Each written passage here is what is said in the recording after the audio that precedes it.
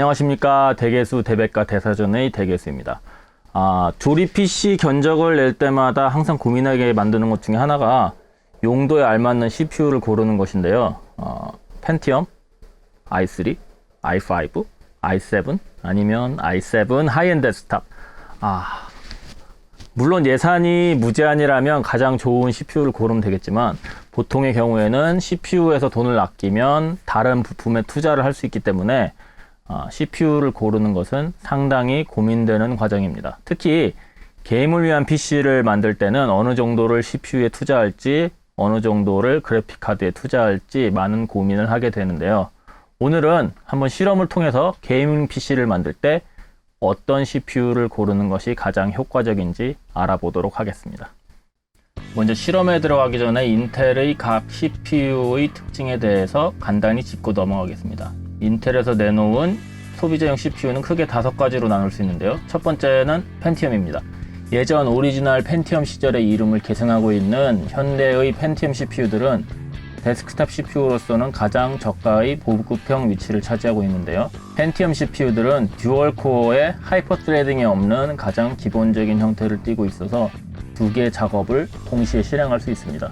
두 번째로는 i3 CPU들이 있습니다. i3 CPU들은 펜티엄 제품들과 마찬가지로 듀얼 코어이지만 하이퍼 스레딩을 지원하고 있어서 4개의 스레드를 동시에 실행할 수 있습니다. 중고급 기종이라고 할 수 있는 i5 CPU는 진짜 쿼드코어라고 할 수 있는데요. 하이퍼 스레딩이 없지만 물리코어가 4개가 있어서 4개의 스레드를 동시에 실행할 수 있습니다. 물론 같은 4개의 스레드이지만 물리코어가 4개인 i5가 i3보다 성능이 뛰어날 것은 말할 필요가 없겠죠. 고급 제품군에 속하는 i7은 물리코어가 4개 달렸으면서 거기에 하이퍼 스레딩까지 지원하여 동시에 8개의 스레드를 돌리는 성능을 보여줍니다. 덕분에 다중 스레드에 최적화된 프로그램이나 동시에 여러 개의 프로그램을 돌리는 다중 작업에서는 i5보다 최고 2배, 평균적으로 1.5배 정도의 성능을 낼 수 있습니다. 보통의 i7보다 더 상위에 있는 소비자용 제품들이 인텔의 하이엔드 데스크탑 HEDP 플랫폼의 CPU들입니다. 지금까지 설명했던 펜티엄에서 i7에 이르는 CPU들과는 아예 메인보드 칩셋과 소켓이 다르기 때문에 서로 메인보드가 호환이 안 되고 최저 6개 코어에서 최신 제품에서는 10개 코어에 이르는 많은 수의 물리코어를 장착하고 있습니다. 당연히 하이퍼 스레딩도 지원을 해서 6코어 12스레드를 기본으로 최고가 제품인 i7 6950X 제품에서는 무려 10개 코어에 20개의 스레드를 지원하고 있습니다. 자, 이와 같이 인텔의 소비자용 CPU 종류를 간단히 살펴보았는데요. 여기서 주목하셔야 할 점은 CPU 급이 올라가면서 동시에 작업할 수 있는 스레드의 개수가 지속적으로 증가한다는 점입니다. 여기서 논리적으로 유추할 수 있는 것은 여러 개의 스레드를 잘 활용하는 프로그램일수록 상위 CPU로 갔을 때 성능이 증가할 것이라는 점입니다. 하지만 반면에 스레드를 2개에서 4개까지만 사용하는 프로그램의 경우에서는 i3에서 i5 사이의 CPU보다 좋은 것을 사용한다고 해도 그다지 성능상의 차이를 보기 힘들 수도 있습니다. 예산이 빠듯한 경우에는 i7을 구입하기보다 i3나 i5를 구입하고 차액을 그래픽카드에 투자하는 게 훨씬 좋은 효과를 볼 수도 있다는 거죠. 그렇다면 이제부터 본격적으로 실험에 들어가 보도록 하겠습니다. 이번 영상을 위해서 제가 펜티엄, i3, i5, i7을 전부 구입을 할 돈이 없고요. 대신에 제가 사용하고 있는 시스템의 CPU의 코어 수와 하이퍼 스레딩의 유무를 조절해 가지고 한번 여러 가지 CPU의 성능을 한번 흉내내 보도록 하겠습니다. 자, 일단 재부팅을 하고요. 제가 사용하고 있는 시스템은 5960X i7 하이엔드 데스크탑 제품이라서 8개 코어와 16개의 스레드를 가지고 있습니다. 이거를 바이오스에서 활성 코어 수랑 하이퍼 스레딩을 켜 끌 수가 있기 때문에 효과적으로 여러 가지 CPU를 한번 흉내를 내볼 수 있을 것 같아요. 자, 일단 바이오스에 진입을 했고요. 그 다음에 CPU 설정, 액티브 프로세서, 펜티엄 듀얼 코어를 한번 흉내를 내보겠습니다. 자, 일단 코어를 2개만 남기고 그 다음에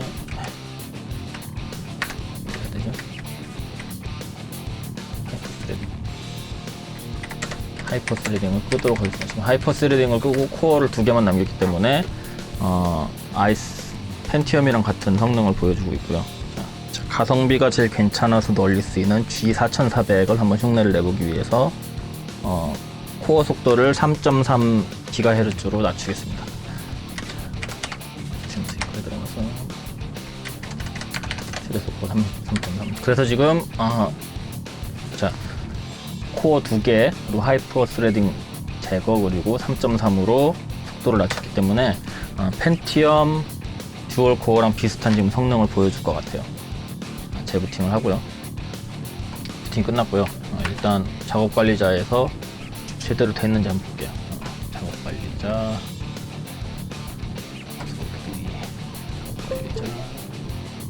성능. 자, 지금 스레드 2개죠.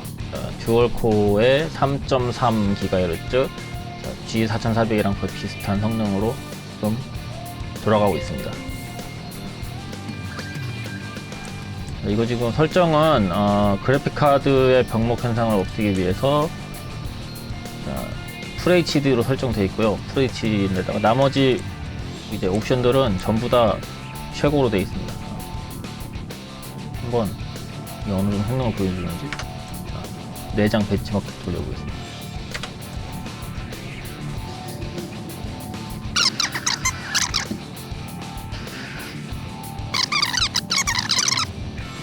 썩 만족스럽지가 못해. 자, 이런 데서 버벅이잖아요. 버벅이고. 프레임 수는 50에서 60을 왔다 갔다 하는데 문제는 요런 자잘한 부분에서 조금씩 버벅이고 있어요.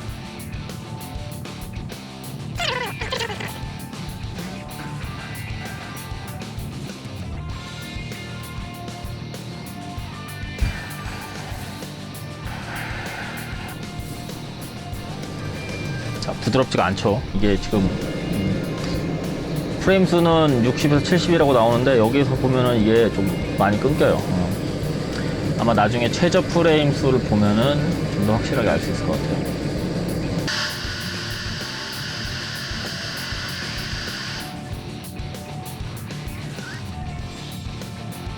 지금 그래픽 최대로 했음에도 불구하고 이게 막 팝인이 일어나는 게 CPU가 지금 그래픽 카드에 충분하게 빠르게 데이터를 전달을 못하는 것 같네요. 여기 보세요. 이건 좀 문제가 있죠, 지금.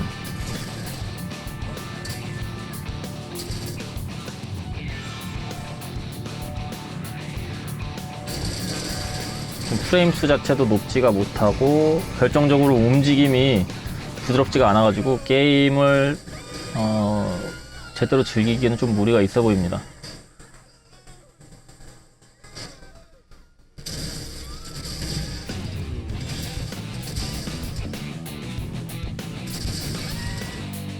벤치마킹이 끝났고요. 한 가지 더 해볼까요? 지금 제가 갖고 있는 게 근데 많진 않아서.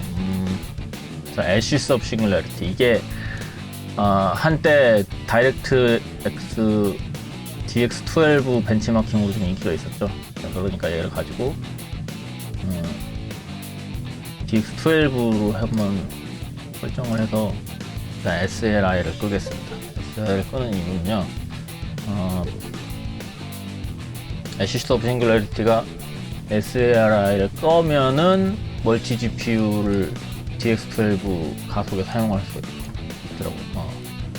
얘도 마찬가지로 그래픽 옵션은 최대로 대신에 FHD로 놓고 벤치마킹을 하도록 하겠습니다. 벤치마크가 내장이 되어 있어요. CPU 포커스드로 할게요.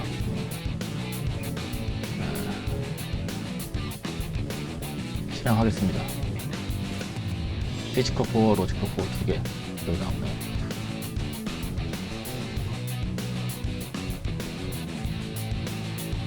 이게 사실 게임이 실제로 출시되기 전부터 벤치마킹으로 유명해진 게임이라 자체 벤치마킹이 되게 잘 돼 있어요.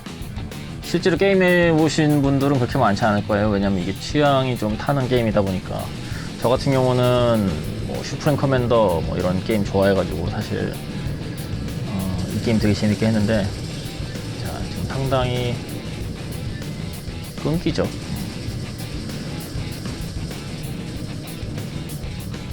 화면에 프레임 수가 나왔으면 되게 좋았을 뻔했는데 아쉽다.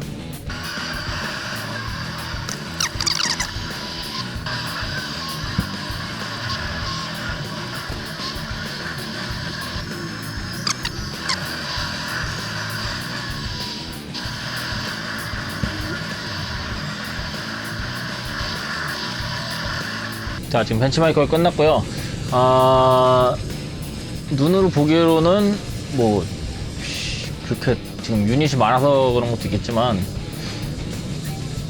원하는 게임은 좀 어려워요.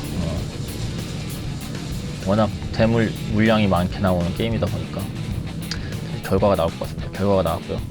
결과가 저장이 됐겠죠. 벤치마크 그래프가 이렇게 떴네요.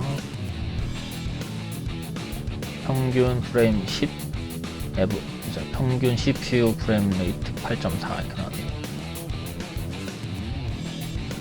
자, 일단 3.7기가로 지금 속도 올렸고요. 그 다음에 CPU 설정에 가서 하이퍼 스레딩을 켜주겠습니다. 자 3.7기가로 올라갔고 하이퍼 스레딩을 켰으니까 얘가 지금 i3 6100을 흉내내는 상태가 되었습니다. 물론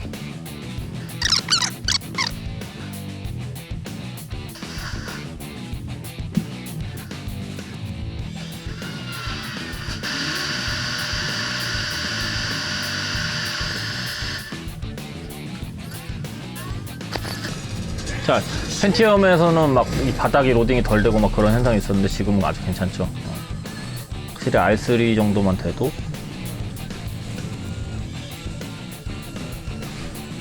펜티엄보다는 게임에서 확실히 효과가 좋네요.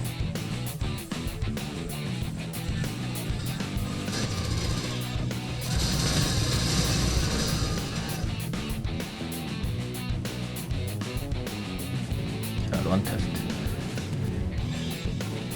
피지컬 코어 2개, 로지컬 코어 4개 이렇게 나오죠. 자.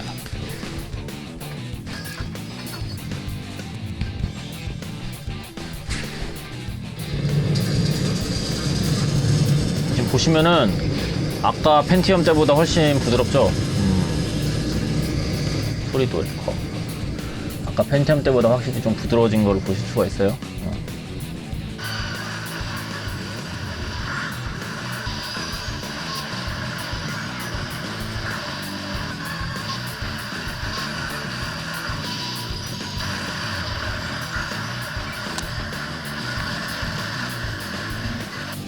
자, 벤치마킹 거의 끝났고요. 확실히 펜티엄일 때보다, 그러니까 듀얼 코어 하이퍼 스리딩 없을 때보다 확실히 성능이 좀 나아졌어요. 지금 보시면은 평균 16프레임, 평균 CPU 프레임 레이트가 16.9프레임 이렇게 나왔네요. i5 6500을 한번 흉내를 내고 코어 2개 더 켰고 하이퍼 스레딩 껐고 속도가 3.2기가입니다. i3에 비해서 오히려 클럭 스피드는 낮아졌어요. 갑니다.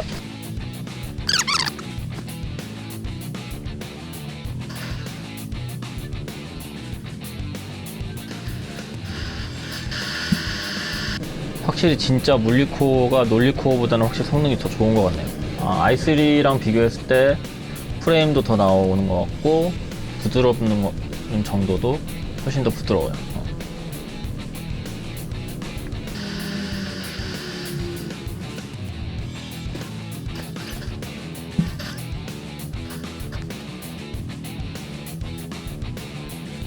아직 뭐 DX12 게임이 많지는 않은데 그래도 이제 차세대 게임들이 많이 다이렉트X 12를 사용을 할 거기 때문에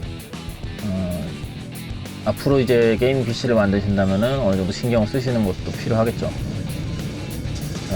벤치마킹 시작됐고요. 확실히 하이퍼 스레딩을 사용한 논리코어보다는 진짜 물리코어가 더 성능이 좋은 걸 느낄 수가 있어요. 지금 화면이 확실히 더 부드러운 걸 보실 수가 있습니다.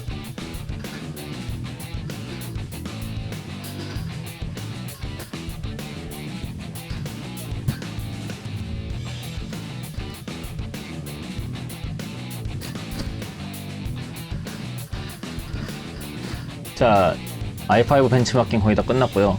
i3 때보다도 더욱더 부드러운 모습을 보여주고 있습니다. 확실히 좀 최신 게임들에서는 CPU 성능도 좀 뒷받침돼야 되는 것 같아요.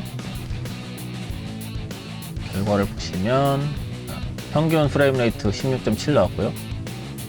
에버리지 CPU 프레임 레이트가 20.3이 나왔습니다. 1700K를 쓴다고 가정을 하고 4.0으로 속도를 맞추겠습니다. 이게 지금 i7으로 가면서 하이퍼 스레딩이 늘어나면서 하이퍼 스레딩이 생기면서 논리 코어가 2배가 될 뿐만 아니라 거기다가 6700K 같은 걸 사용을 하시면 속도가 4기가가 됩니다. 4기가. 6700K는 그래가지고 많은 분들이 오버클럭이 안 되는 메인보드에도 사용을 하세요. 왜냐하면 오버클럭을 하지 않더라도 기본 클럭이 4기가까지 올라가기 때문에 오버클럭 하지 않더라도 상당히 괜찮은 속도를 가지고 있기 때문에 6700 일반 버전보다 K를 쓰시는 분들도 꽤 있습니다. 6700 일반 버전은요 최대 속도가 3.4예요 근데 지금 가격 차이가 한 4만원 정도밖에 안 나오거든요. 그래서 저 같아도 아마 6700을 구입을 하실 거면 6700K를 구입을 하시라고 권하고 싶습니다.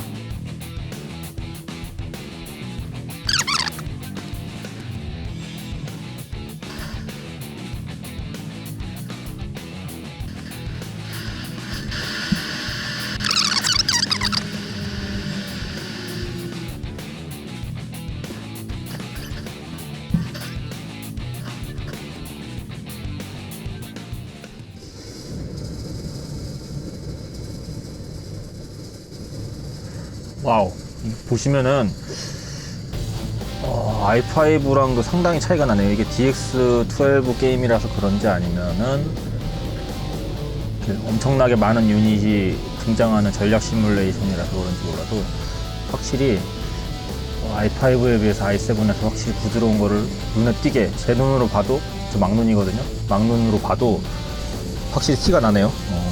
신기하다. 이따 결과를 보면 확실히 알겠지만 제가 보기에도 i7에서 i5보다 확실히 성능이 좋은 걸 봐서는 아마 미래의 DX12 게임들이 좀 더 보편화가 되면은 멀티코어 CPU들이 게이밍에서 좀 더 효과가 있으시지 않을까 생각을 해봅니다. 왜냐면은 지금까지만 해도 i5 정도면 게임하는 데는 전혀 지장 없다, 게임하는 데 충분하다, 이런 의견들이 대세였는데 애시스 싱글러리티를 실행을 해보니까 DX12 게임에서는 i7이 i5에 비해서 확실히 효과가 나타나네요. 물론 이제 대부분의 게임들이 그렇다고 할 수는 없겠죠. 왜냐면 애시스 싱글러리티는 엄청나게 많은 유닛이 등장하는 전략이라는 특성이 또 있으니까요.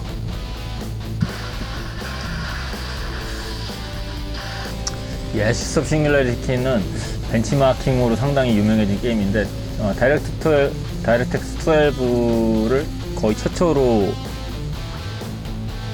사용했던 게임이기 때문에 벤치마킹으로 많이 유명했죠. 근데 실제로 게임 해보신 분은 저는 못 본 것 같아요. 저는 뭐 이런 류의 게임을 좋아해가지고 구입을 했었는데 게임 자체는 그렇게 재미는 있지 않았던 것 같아요. 왜냐면은 슈프림 커맨더를 좋아하기 때문에 제가 구입을 했는데 뭔가 조금 유닛의 개성이 떨어진다고 해야 되나? 갑자기 왜 게임 리뷰를 하고 하여튼 슈프림 커맨더만큼 재밌게 하진 않았던 것 같아요.